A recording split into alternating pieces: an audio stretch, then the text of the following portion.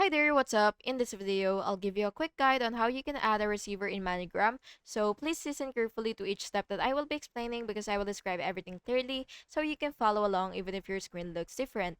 So before starting, make sure that you have the receiver's full name and location, and this will help you send money faster in the future without entering their details every time.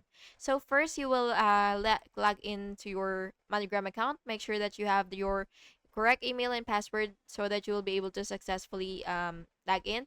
And after that, after logging into your account, you will see your recipients in the profile menu. So it should be right here after you logging in.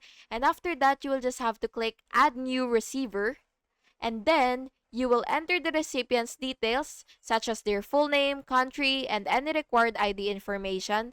And finally, you will just have to save the receiver, and you can now select this receiver for future transfers. And of course, you just have to double check spelling and country to avoid errors. And yeah, that's basically how you do it. And I hope you found this video helpful. And if you did, please make sure to like and subscribe for more videos like this. Thank you and have an awesome day.